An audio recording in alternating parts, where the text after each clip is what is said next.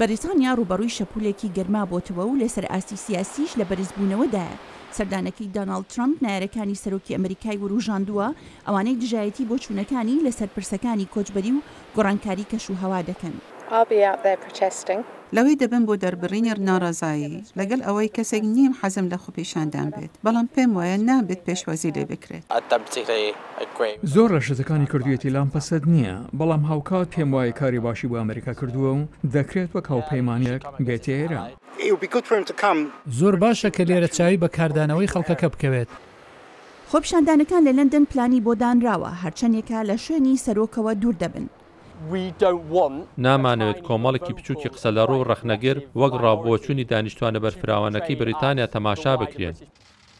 سەرۆک ترامپ و تریسا مەی سەرۆکوەزیرانی بەریتانیا سەرەتایەکی باشیان هەبوو لە کۆشکی سپی لە ساڵی 2017، بەڵام ئەو پەیوەندیە تایبەتەش هەنووکە لە ژێر تاقیکردنەوەدایە.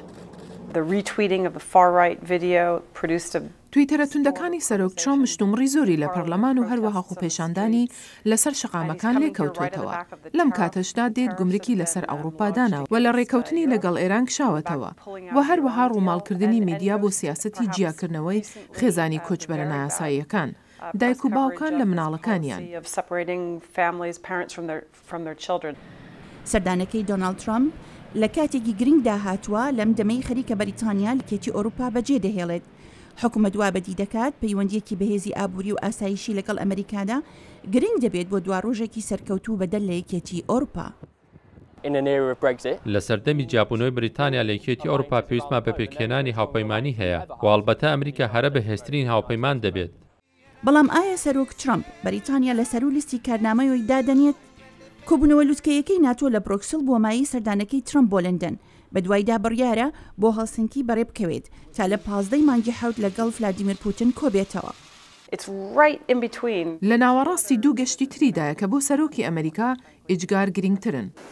لەم دەمەی بە هەزارەها کەس خۆیان بۆ خۆپیشاندان ئامادە کردووە، ئەم مەسەلەیە ڕۆڵێکی گەورەی دەبێت لەسەر چۆنێتی لە یەک تێگەیشتن لە هەردوو لای ئۆقیانوسی ئەتلانتیکەوە.